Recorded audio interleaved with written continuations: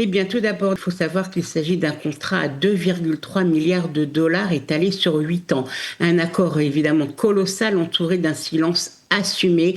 Ni le nom du client, ni la nature exacte des systèmes vendus, ni la zone de déploiement n'ont été dévoilés.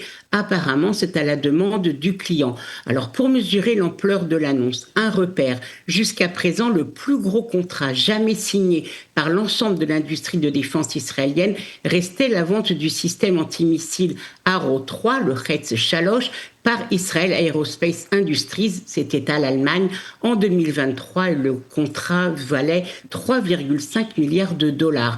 Elbit ne bat donc pas le record absolu du secteur, mais franchit un cap historique pour l'entreprise elle-même. Alors forcément, la question que tout le monde se pose, et nos auditeurs aussi, bien sûr, mais qui est ce client? Allez, quelques secondes pour réfléchir. Eh bien, s'il fallait parier, on pourrait miser sur les Émirats arabes unis. Aucune confirmation officielle cependant, ni Elbit, ni le ministère israélien de la Défense, ni les autorités émiraties n'ont commenté, mais cette piste n'est pas dénuée de fondement. Depuis la normalisation des relations entre Jérusalem et Abu Dhabi, c'était en 2020, dans le cadre des accords d'Abraham, les coopérations sécuritaires et industrielles se sont nettement intensifiées. Elbit, d'ailleurs, comme d'autres groupes israéliens, a renforcé sa présence dans le Golfe, ouvert des bureaux régionaux et multiplié les partenariats technologiques.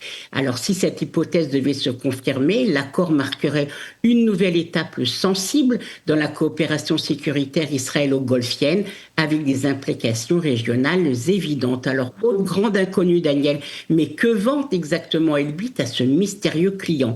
Défense aérienne, guerre électronique, renseignement, commandement, système intégré, là encore, aucun détail, le flou reste total. En tout cas, ce contrat record s'inscrit dans une année exceptionnelle pour l'industrie de défense israélienne, malgré un climat politique tendu et des velléités de boycott affichées, notamment en Europe, on l'a vu aussi en France.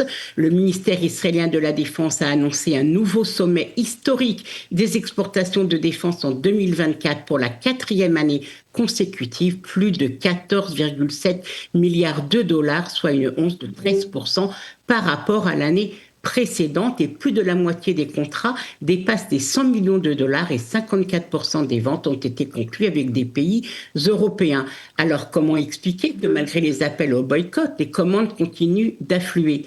Eh bien la réponse, Daniel, est pragmatique. Pour de nombreux États, l'efficacité opérationnelle pèse plus lourd que les considérations politiques. Les succès militaires israéliens se traduisent directement en succès industriel. Depuis le 7 octobre, les systèmes israéliens sont utilisés, testés et adaptés en conditions réelles. Les succès militaires à Gaza, en Iran, au Liban, au Yémen ont consolidé la réputation de fiabilité et d'efficacité des systèmes israéliens et stimulé une forte demande. Alors plus largement, depuis l'invasion de l'Ukraine en 2022, le monde est entré dans une course au réarmement et les systèmes bleus et blancs, testés et améliorés en conditions réelles et constamment, attirent de plus en plus de clients et les exemples s'accumulent. On l'a dit au début de cette chronique, l'Allemagne avec Arrow Shalosh 3, la Roumanie avec des systèmes de défense aérienne de Rafael, l'Inde avec les systèmes Barak d'Israël Industries Aerospace, mais aussi avec des armes légères produites en coopération